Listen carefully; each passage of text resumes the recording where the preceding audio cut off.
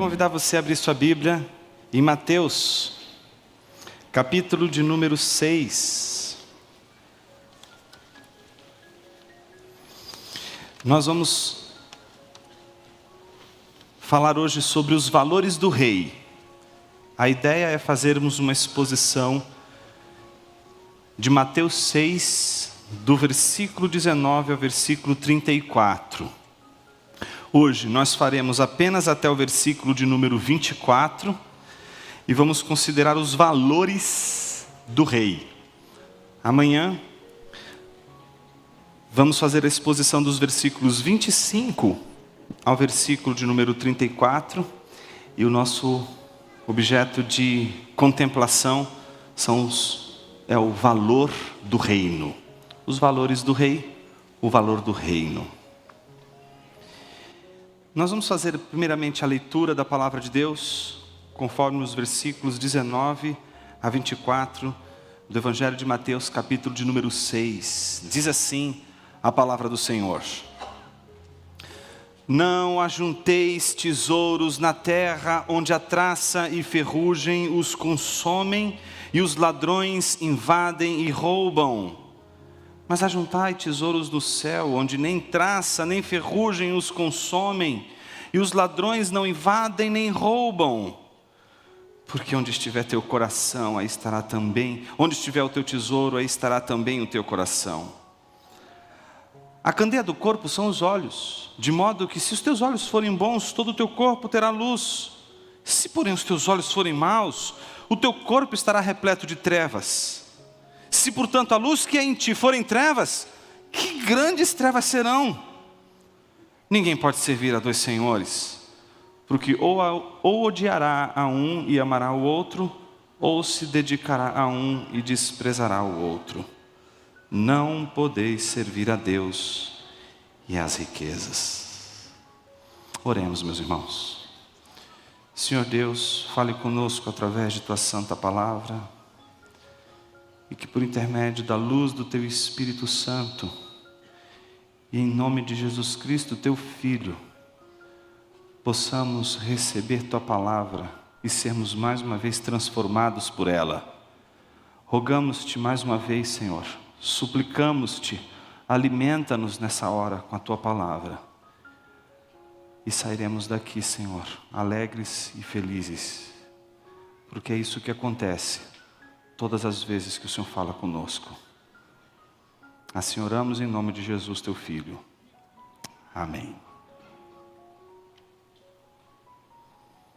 Há uma história que se conta, não se sabe se é verdadeira ou não, se é uma lenda ou não, mas a história envolve uma personagem importante da cultura portuguesa e também importante para a nossa cultura brasileira. Me refiro aqui a Camões, o autor da grande obra Lusíadas. A história é bem interessante, diz essa possível lenda que Camões era casado com Dinamene e ele tinha um amor profundo por Dinamene. E eles fizeram uma viagem, só que no meio dessa viagem de navio, uma tempestade sobreveio e o navio não resistiu e foi a pique, afundou. E então Camões se viu num terrível dilema, porque ele tinha que salvar ou os Lusíadas ou Dinamene. Quem você acha que ele salvou?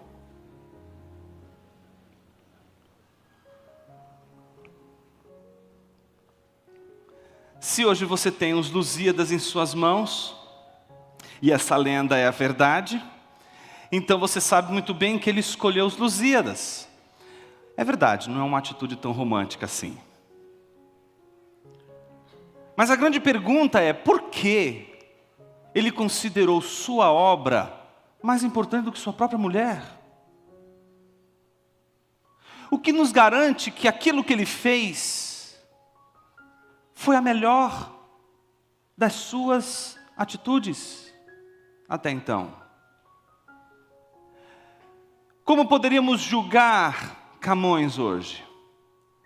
Como poderíamos dizer que Camões está certo ou que Camões está errado? Com base em quais valores?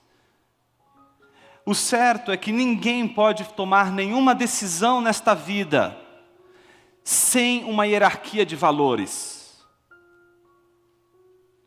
Todas as decisões que tomamos, elas serão sempre fruto de uma hierarquia de valores. Nós consideramos as coisas e estabelecemos entre essas coisas relações. E essas relações dizem respeito a uma hierarquia que faz de algumas coisas mais importantes do que outras coisas. A grande pergunta é: que critério levaria alguém a escolher sua obra e não a sua esposa? Salvar seu bem e não a sua esposa?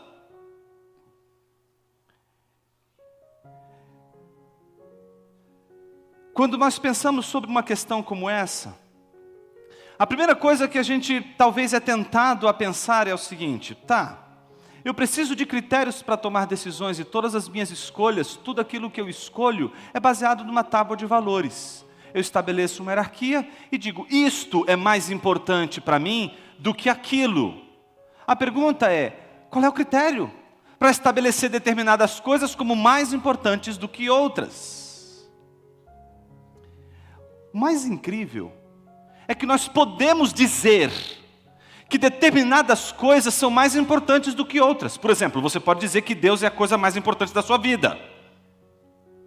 Mas é na hora da situação limite que os verdadeiros princípios que orquestram a tábua de valores do seu coração vai te levar a decidir. Não é porque dizemos 30 mil vezes que as coisas que nós julgamos serem preciosas, elas serão preciosas. Elas são preciosas não quando nós dizemos que elas são preciosas, mas quando nós nos apropriamos delas como mais preciosas. Quando elas se tornam o nosso verdadeiro tesouro. Quando elas se tornam realmente a coisa mais importante da vida. Quando elas se tornam aquilo pelo qual nós guardamos, velamos, zelamos, porque encaramos estas coisas como realmente importantes. E para isso o discurso não é poderoso. O discurso não é poderoso para fazer você criar um critério que faça você escolher determinadas coisas como mais importantes do que outras. É sobre isso que a gente vai meditar nessa hora. Nós vamos falar sobre o que esse texto tem a nos dizer, não sobre o nosso discurso sobre as coisas mais importantes da vida, mas quando os dilemas exigem que nós tomemos decisões, e estas decisões, sim, dizem o que é mais importante em nossa vida. Pessoas podem dizer que o casamento é a coisa mais importante de suas vidas. Em fração de segundos você pode descobrir que não era a coisa mais importante de suas vidas. Porque não é o discurso que estabelece o valor e a riqueza de algo. A riqueza, o tesouro da nossa vida, não é estabelecido pelo discurso, mas pelo coração. O teu coração estará sempre de joelhos diante da coisa que realmente importa para você. Como Jesus ensina isso aos seus discípulos? Neste trecho do Sermão da Montanha, um trecho muito bonito, de um sermão em que Jesus se dirige aos discípulos, um sermão que, diga-se de passagem, surge do silêncio. Uma multidão está ao redor de Jesus, do meio dessa multidão saem os discípulos, Jesus vê os discípulos saindo do meio da multidão. Então Jesus começa a dirigir-lhes aquele sermão.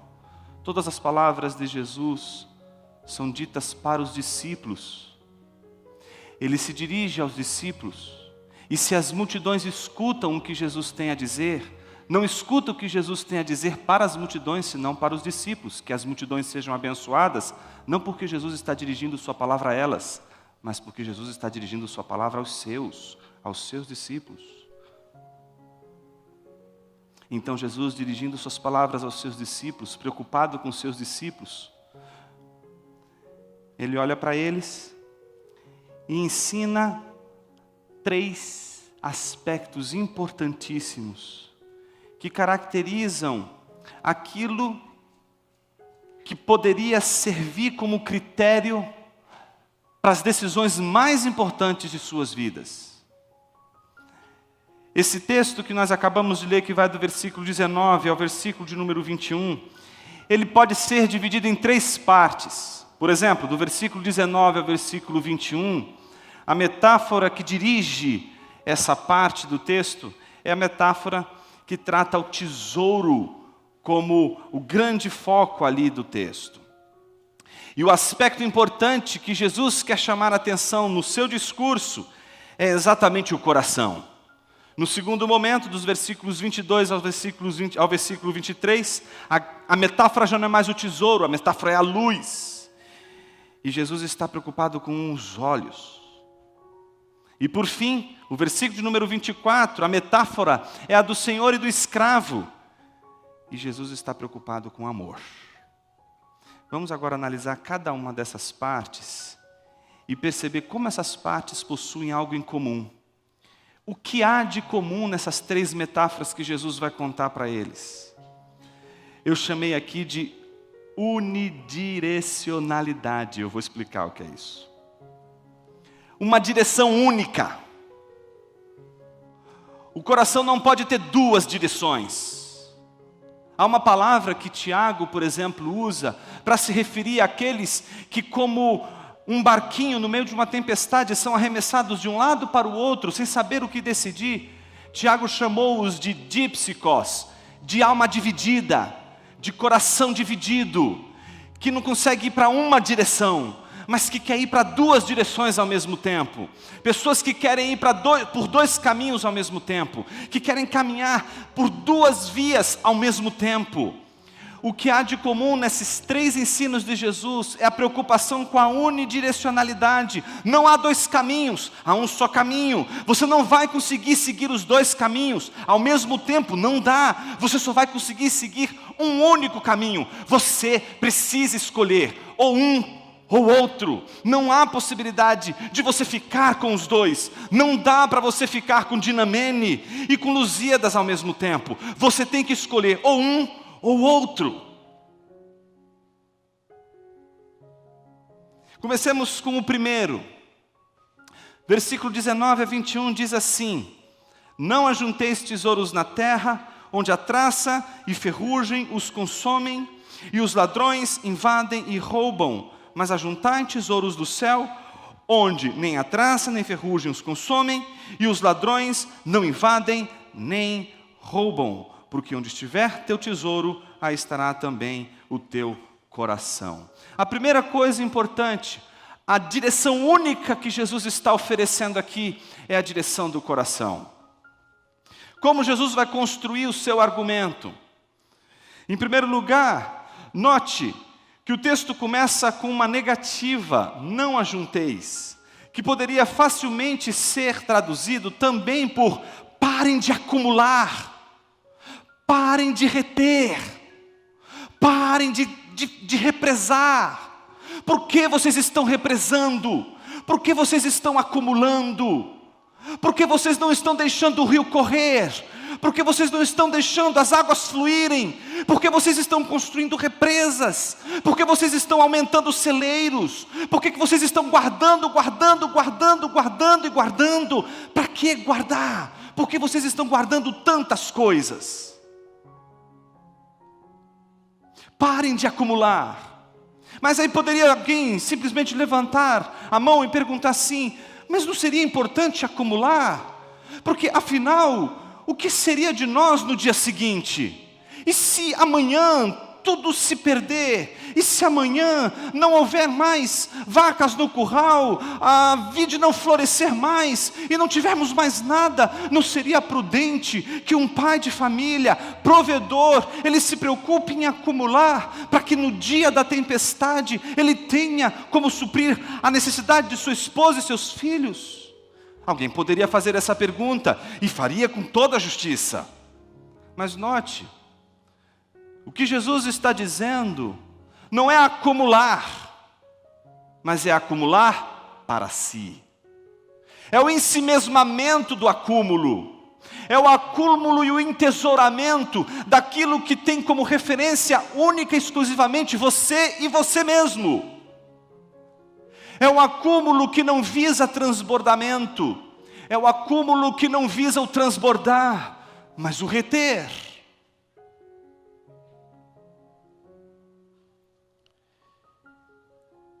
O que mais chama a atenção é de que tudo aquilo que a gente acumula, e que Jesus está chamando a atenção dos seus discípulos, é aquilo que, por mais que a gente acumule, apresenta duas características que deveriam nos causar o desespero, e que por isso representam um grande motivo do porquê a gente se preocupa tanto em acumular. Por que a gente se preocupa tanto com o dia de amanhã? Por que a gente faz tanta coisa hoje, nunca pensando no agora, mas sempre pensando no amanhã?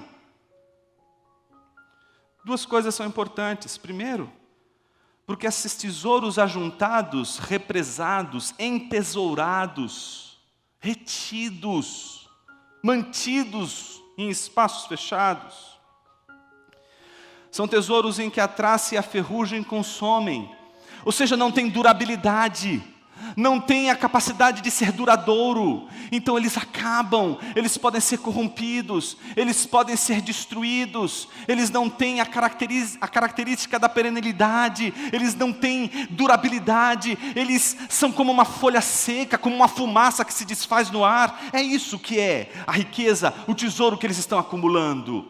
Não apenas isso, além de não ter durabilidade, qualquer tesouro pode ser roubado, pode ser furtado, você pode perder da noite para o dia. E se você faz do seu acúmulo, do seu tesouro, a sua única segurança, a única confiança de que amanhã você não vai sofrer o que hoje você tem medo de sofrer, então a sua segurança está fadada à possibilidade de alguém furtar e descobrir o seu tesouro. E ao furtar o seu tesouro, simplesmente você não vai ter mais a esperança do dia de amanhã. O que se vai não é só o tesouro, o que se vai é a sua confiança, a sua fé, a sua segurança, o seu chão.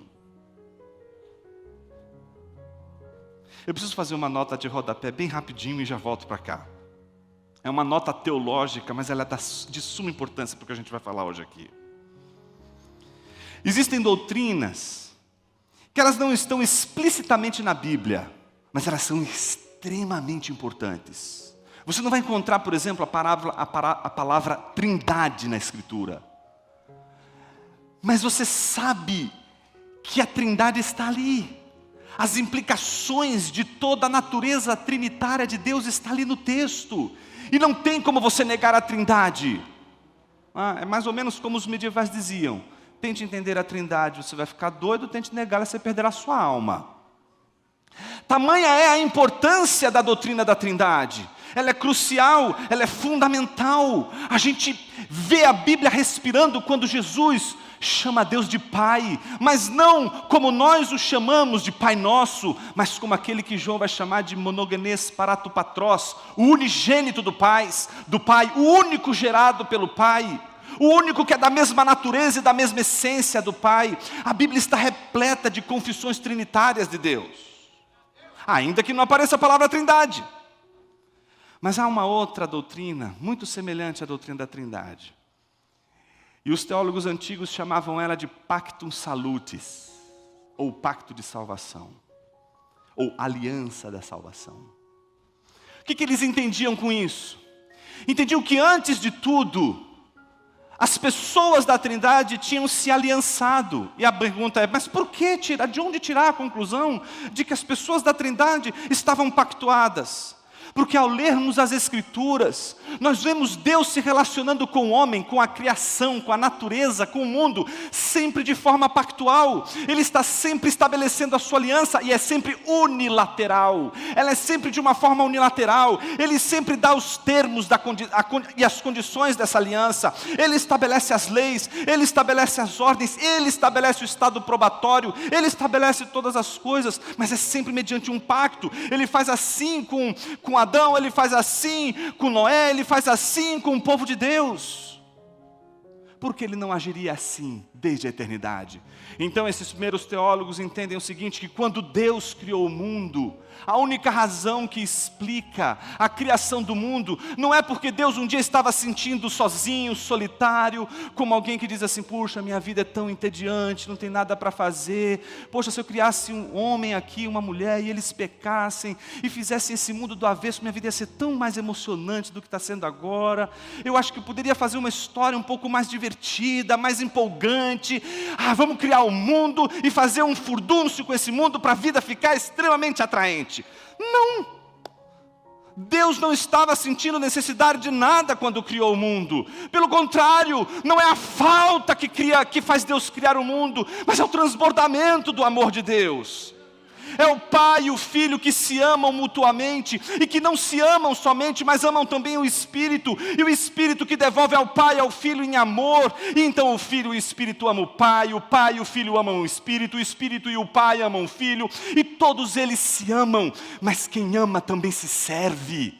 Então o Pai e o Filho servem o Espírito e o Filho servem o Pai, o Filho e o Pai servem o Espírito, e ambos se servem, como deveria ser a ceia em nossas igrejas, um lugar onde todo mundo recebe, porque ninguém toma, ninguém pega, mas porque todo mundo recebe como bandeja, como serviço, como obra de servos de Deus que se servem.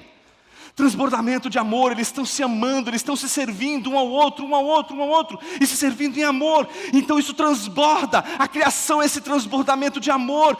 Então ele agora convida o homem para que entre nesse transbordamento e participe também dessa dança da Trindade, e possa junto com o Pai e o Filho, agora o homem, junto com o Espírito, com o Pai e com o Filho, ambos, todos eles, se doando, se servindo em amor, em obediência. Mas esse transbordamento se quebrou quando o homem não quis servir. Ele quis tomar o fruto.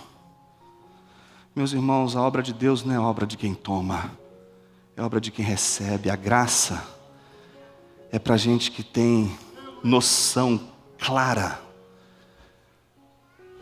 de que tudo é dádiva. E como é bom você chegar no fim do dia e saber que nada é seu, tudo é dádiva, que o tesouro não te pertence, que as tuas riquezas não são suas, que as propriedades que você tem e julga serem o esteio da sua segurança e confiança não são teus, mas são dádivas de Deus. E quando são dádivas de Deus, elas podem faltar, mas no dia seguinte elas aparecem de novo, e elas faltam no outro dia e aparecem de novo, e nunca falta, porque a ação de Deus é transbordadora, a ação de Deus é assim. Mas a gente não quer entrar nessa dança, a gente quer dar um passo atrás, a gente quer ter o maná no bolso, garantindo para o dia de amanhã, a gente quer guardar algo que possa a gente ter a confiança nas nossas mãos, de que a segurança está ali nas nossas mãos, naquilo que nós tomamos, naquilo que a gente pegou, naquilo que a gente tomou, não naquilo que a gente recebeu. A doutrina do Pactus Salutis ensina que nós deveríamos não reter as bênçãos e as dádivas de Deus, não entesourar, mas deixar as bênçãos de Deus fluir. Não guardar, não acumular, mas fazer florescer, deixar transbordar. Não é comprar um galpão maior, é deixar ele explodir de gente. Entende isso? Eu estou me referindo aqui àquele caso de Lucas capítulo 12, de um homem que já era rico, Jesus dizia. Ele não era um homem pobre. Jesus disse, ele era um homem rico. E Deus fez a terra florescer. Ele não teve uma grande sacada, ele não foi um empresário que disse assim, olha, se eu plantar desse jeito, se eu fizer daquele jeito, isso aqui vai prosperar. Não, o homem já era rico, Deus derramou bênção sobre a terra dele, e a terra dele prosperou. Sabe o que ele pensou?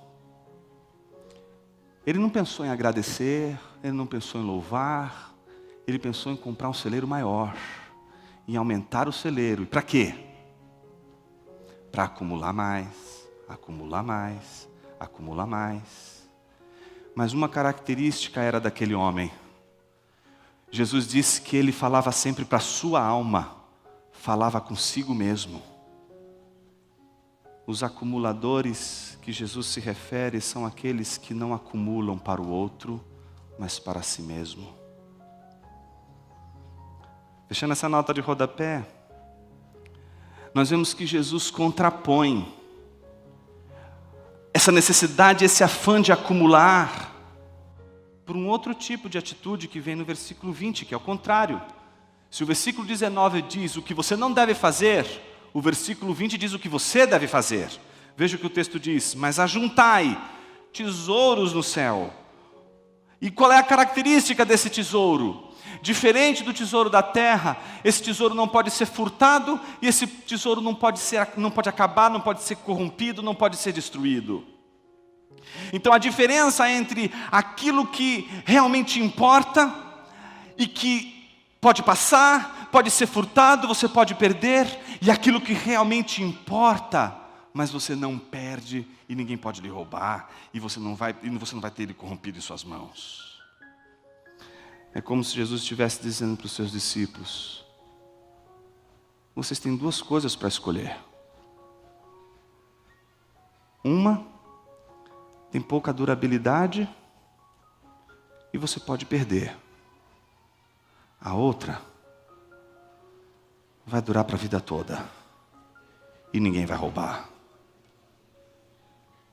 É a escolha entre você ser quem você quer ser, com toda a riqueza que você gostaria de ter, com toda a grana que você gostaria de alcançar, mas negando o seu Senhor.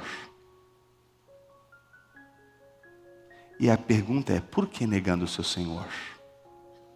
Porque todo o argumento de Jesus não permite a possibilidade de você caminhar com os dois.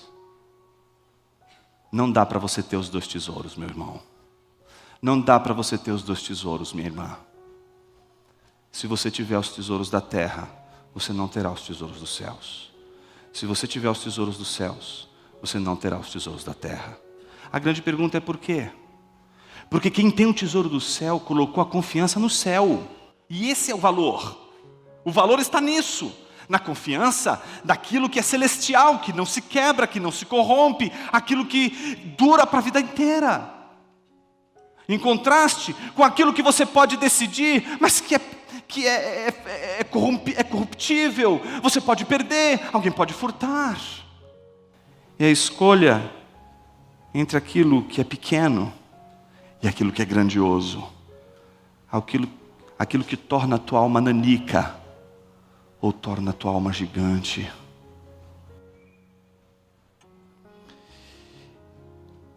Jesus termina o argumento oferecendo um critério. O versículo de número 21 diz uma pista muito preciosa. Jesus diz: pois onde estiver teu tesouro, aí estará também teu coração.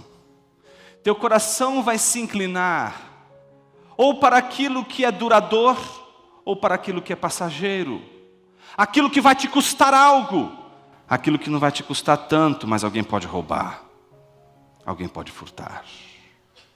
Meus irmãos, nós não somos tentados nas coisas que são difíceis de conquistarmos. Nós somos tentados por aquelas coisas que nós conseguimos rapidamente, em fração de segundos, e que nos dão um prazer imediato. Antes de passarmos para o segundo tópico, eu queria me dirigir a você, que tem gasto todo o seu tempo e o tempo da sua vida com coisinhas que te dão prazeres momentâneos. Eu estou querendo te dizer, nessa noite, que existem coisas grandiosas e maravilhosas demais para serem trocadas por coisas tão pequenas.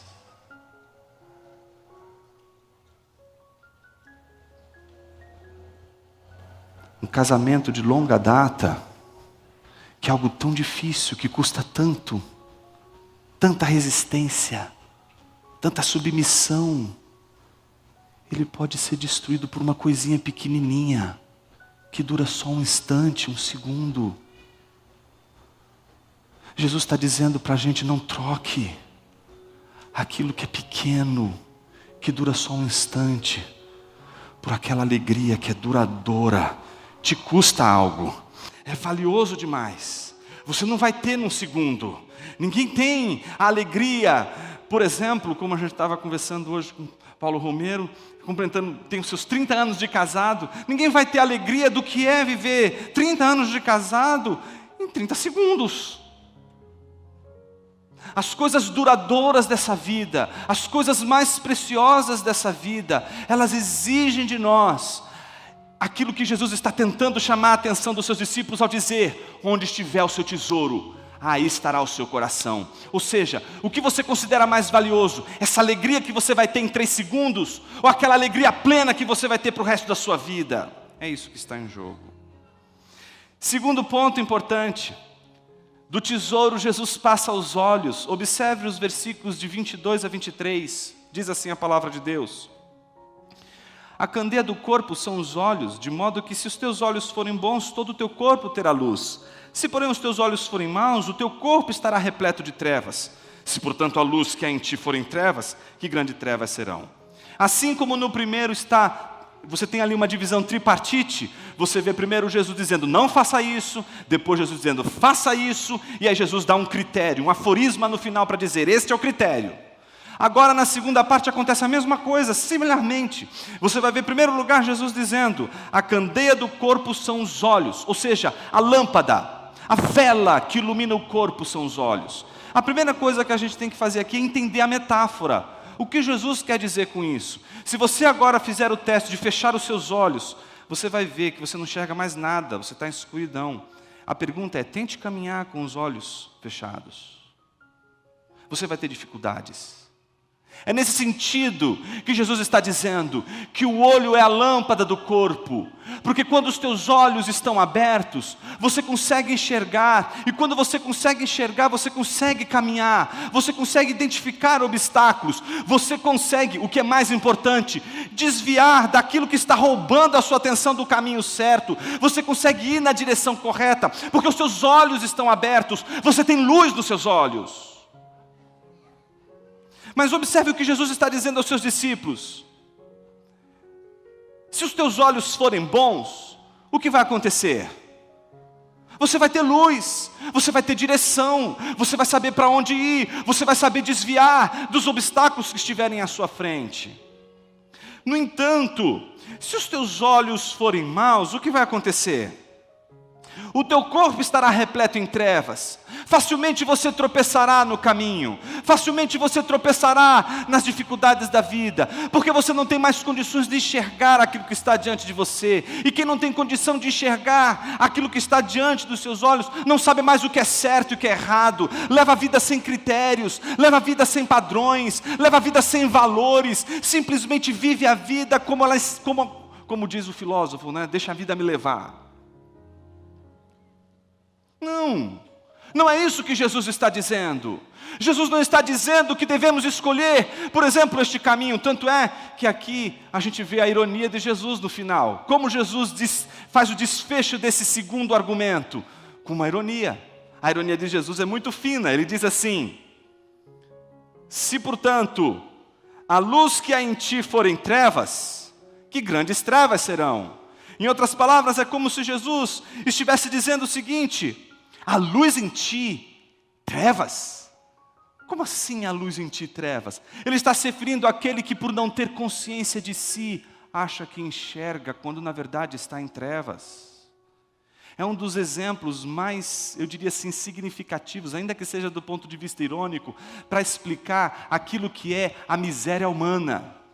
Se você acha que a miséria do homem é o fato simplesmente de ele ser miserável, pelo fato de ele ter simplesmente caído e portanto agora, desprovido da glória de Deus, é incapaz de amar a Deus, você está redondamente enganado. Isto ainda não é a miséria. A miséria não é simplesmente você estar numa situação em que agora você está abaixo de toda a possibilidade de amar a Deus. Não.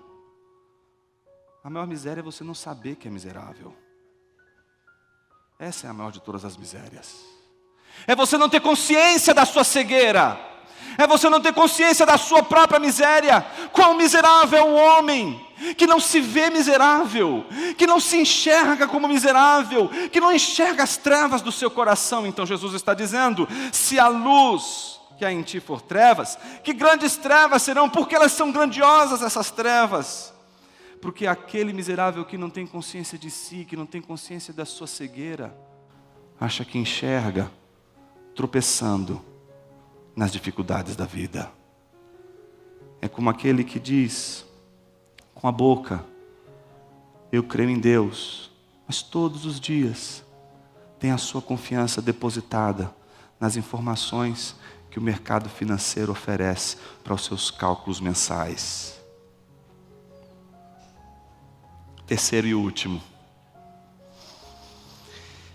nós falamos da direção única do coração, falamos da direção única do olhar. Jesus está dizendo: se você tem luz nos seus olhos, você então vai conseguir caminhar e desviar dos obstáculos. Mas Jesus vai terminar com um grande argumento, o terceiro e último argumento, o mais importante, porque ele é a transição de tudo aquilo que será dito logo a seguir e que nós veremos amanhã. Jesus diz: ninguém pode servir a dois senhores. Aqui a gente chega ao clímax da argumentação de Jesus. Aquilo que está atravessando todos os seus argumentos. Não dá para você ter dois tesouros, não dá para você ter dois olhos. Ou seus olhos são bons, ou seus olhos são maus. Ou você está com seu coração nos tesouros da terra, ou o seu coração está nos tesouros celestiais. Você não pode servir a dois senhores. É possível no mundo moderno você ter dois patrões, mas patrão não é senhor. Aqui a metáfora é a metáfora que nos leva a perceber que é impossível um escravo ter dois senhores. Um senhor pode ter dois escravos, mas um escravo só pode ter um senhor. Então a primeira coisa que Jesus lembra a eles é de que ninguém pode servir a dois senhores. Logo em seguida, Jesus passa a novamente outros pares de discussão. Veja como ele constrói o argumento dizendo: porque ou odiará a um e amará o outro, ou se dedicará a um e desprezará o outro. Não tem outra saída, meus irmãos. Não tem diferença. Se você está hoje aqui e acha que ou as pessoas amam ou as pessoas odeiam, é uma reflexão que não faz sentido. Eu quero dizer para você que está ouvindo essa mensagem hoje: não há indiferença diante de Deus. Ninguém pode ser indiferente diante de Deus. Ninguém pode dar de ombros com Deus e dizer simplesmente: sou indiferente às questões de Deus ou não. A indiferença é ódio contra Deus. Não existe a possibilidade de uma terceira opção. Só existem duas opções: ou você ama ou você odeia. Se você ama a Deus, você vai odiar aquilo que não é Deus. Se você ama aquilo que não é Deus, se você ama o ídolo, você vai odiar a Deus. Esses são os termos que Jesus está dizendo. E a pergunta é: por quê? Porque Jesus está lidando com uma fraqueza do ser humano e não só dos seus discípulos.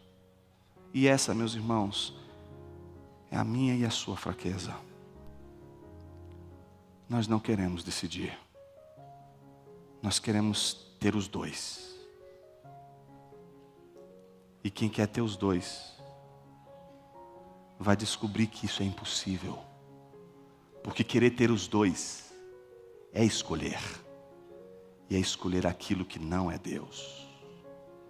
Veja como Jesus vai construir essa terceira parte desse argumento, dizendo: porque ou odiará um e amará o outro, ou se dedicará a um e desprezará o outro. Não podeis servir a Deus e às riquezas. Óbvio que Jesus aqui não está condenando o fato de você possuir riqueza. Jesus está condenando a maneira como você lida com a riqueza. Com os teus olhos, com o teu coração.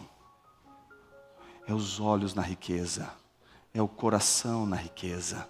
O que Jesus está chamando a atenção dos seus discípulos é para o fato de que eles podem inclinar o coração para aquilo que não é Deus. E ao fazerem isso, eles estão transformando aquilo que não é Deus, aquilo que seria algo bom, em algo que vai prejudicá-los.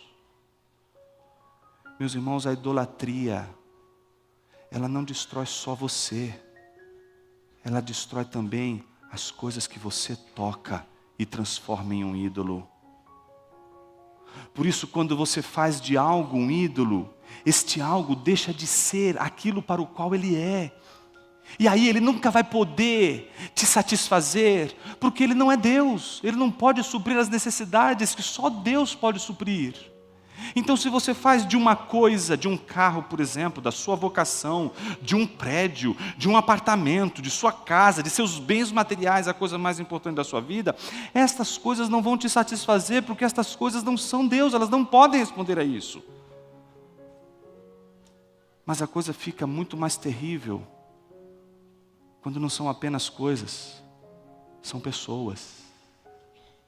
Quando o filho é o Senhor da sua vida, quando o esposo é o Senhor da sua vida, quando a esposa é o Senhor da sua vida, quando o pastor é o Senhor da sua vida, quando a igreja é o Senhor da sua vida, quando pessoas que não são Deus são tomadas como Deus, meus irmãos, elas não podem suprir as necessidades do nosso coração, porque elas não têm condições para isso. Então nós nos frustramos não com coisas agora, frustramos com pessoas. A idolatria, ela é perigosa, porque ela não consegue revelar diante de nós aquilo que mais a gente precisa saber. E aqui a gente caminha para a conclusão da nossa reflexão de hoje. Imagine você que existem duas maneiras de uma pessoa se assenhorar da sua vida. Uma eu vou chamar de tirania e a outra de senhorio. Todas as vezes que algo que não é Senhor, você faz desse algo Senhor, você não está diante de um Senhor, você está diante de um tirano.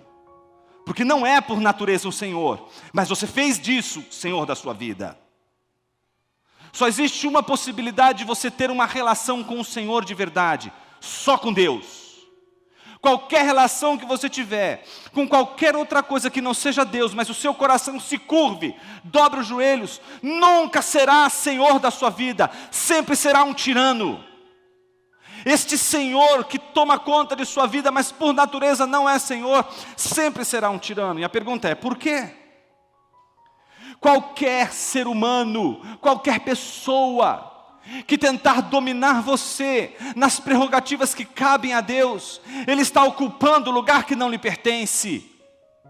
Um tirano não é aquele que exerce poder meramente sobre alguém, mas é aquele que exerce poder sobre alguém de forma ilegítima. Ele não pode exercer, porque ele não tem autoridade para isso, e ele está exercendo autoridade sobre pessoas cujo ele não teria condições de exercer, porque ele não tem essa autoridade. Mas, meus irmãos, quando nós falamos de Deus, nós falamos daquele que tem plena autoridade sobre toda a criação, sobre toda a nossa vida. Nada do que Ele faz em sua vida e em minha vida é ilegítimo. Por isso Ele nunca vai conduzir a sua criação com tirania, porque Ele não está lá porque deu um golpe, Ele não está lá porque Ele não tem prerrogativas para poder estar onde está. Deus governa o mundo com legitimidade, Jesus governa o mundo como Senhor da criação e não como um tirano. Por isso, todas as vezes que a gente cede o nosso coração para outro Senhor que não é Deus, nós sofremos debaixo da tirania desse Senhor. Jesus então está dizendo, tentar conciliar estes dois senhores é em si ódio a Deus. Observe, ele não está dizendo outra coisa senão, ninguém pode servir a dois senhores. Por quê? Ou odiará um e amará o outro. O problema não é que odiará e com relação ao outro você ficará indiferente. Não, há uma relação causal. Se você odiar um, você vai amar o outro. Se você amar, você vai odiar o outro. Jesus não está dizendo que você pode ser indiferente. Ele está dizendo que não existe o meio termo. Não dá para seguir com os dois. A minha pergunta é, por que a gente tenta seguir com os dois? Por que você quer seguir os dois caminhos? Sabe por quê? Porque desde o Éden, a gente não sabe perder. A gente quer sempre ganhar. A gente quer sempre acumular. A gente quer sempre reter. A gente quer os dois. A gente quer ter vantagem. A gente quer encontrar um meio em que a gente vai ter as duas coisas. Mas não se iluda. Se você quer seguir a Jesus, não vai ter jeito. Só segue a Jesus quem perde. Meus irmãos, somos hoje uma comunidade que só pensa em acumular. Boa parte das pregações que a gente vê, por exemplo, nas televisões, são pregações que incentivam e encorajam o povo de Deus a acumularem, acumularem, acumularem. Quando é que a gente vai ouvir o evangelho da entrega? Quando é que a gente vai ouvir o evangelho que diz que é melhor perder do que ganhar? Quando é que a gente vai imitar Jesus, que sendo dono de tudo isso aqui, que sendo o homem mais rico desse planeta, que sendo dono de tudo que possuímos, entregou-se a si mesmo? Quando é que vamos aprender como igreja que o melhor caminho para salvar é perder? Construímos igrejas para perder ou para ganhar? Quem foi que disse que a gente tem que ganhar? Quem foi que disse que todo mês tem que estar lá uma conta positiva no final da conta, no final do mês? Quem foi que disse que nós não podemos viver exatamente assim? Cada mês é cada mês. Por que você, pastor, está esperando que a conta da sua igreja, ela possa ter longos e longos períodos para que você não tenha preocupação com o dia de amanhã? Quem foi que disse que Deus quer que você viva assim? Quem foi que disse que desta forma você estaria vivendo melhor? Quem foi que disse para você que é dessa forma que Deus quer trabalhar e fazer você florescer? Confiando nele, confiando na sua palavra. Parece que enquanto nós tivermos em nosso coração a ganância, a usura, a vontade de reter, de reter, de reter, de possuir, a gente não vai conseguir experimentar a liberdade de perder. Eu me lembro de uma situação logo no início da igreja, com isso eu encerro, de meus momentos, no começo do ministério pastoral, melhor dizendo, e era uma situação muito difícil na igreja, muito difícil. E eu me lembro que minha mãe uma vez me disse, minha mãe ela nunca leu um tratado de teologia, mas ela é agostiniana, ela só não sabe disso. Mas ela olhou para mim e disse assim, filho, você quer saber se você tem esse grupo? Liberte. Esteja disposto a perdê-lo. Porque se você não perdê-los, você não vai ganhá-los. Meus irmãos, a gente não ganha se a gente não aprender a perder. E às vezes a gente quer manter as duas coisas, os dois caminhos. Porque a gente acha que a gente não pode sair perdendo, a gente tem que ter uma garantia. Tipo, se aqui não vier, pelo menos eu tenho esse outro lado. Jesus está nos dizendo, através do ensino que Ele deu aos seus discípulos, que é preciso confiar no Senhor que a gente serve. O Evangelho, ele não pode ser recebido sem perdas. Sim, somos salvos pela graça. Sim, somos salvos pela bondade e misericórdia do Senhor. Mas não tem como demonstrar gratidão e amor pela obra da salvação sem perder algo que nos custe. como agradecer sem entregar. Como amar e retribuir com amor a graça recebida sem entregar. Seguir a Jesus não pode ser algo que não nos custe algo. Vamos orar, meus irmãos.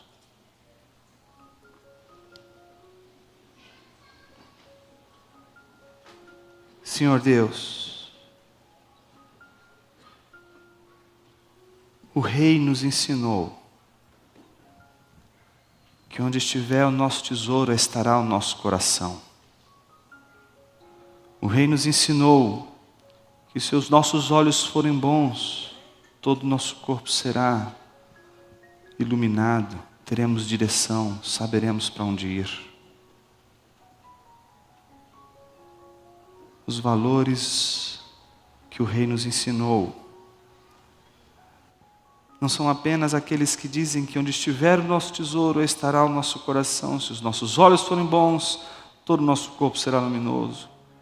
Mas que também não dá para servir a dois senhores. É preciso servir a um. E a gente sempre ama o que a gente serve. Senhor, tem misericórdia quando nós servimos a falsos ídolos. Porque não tem como servir a falsos ídolos sem amá-los. E não tem como amá-los e ao mesmo tempo, conforme o Senhor diz na Tua Palavra, odiarmos o Senhor com o nosso amor aos ídolos. Nos livra, Senhor, da idolatria, que é a demonstração tácita, porém clara dos nossos atos de que não Te amamos. Senhor, quebranta nosso coração, Pai. Quebranta nosso coração, porque às vezes a nossa preocupação com as coisas da vida, elas são mais fortes do que as preocupações com Teu reino. Porque não conseguimos encontrar na vida nada que seja mais precioso, mais valioso do que as nossas coisinhas.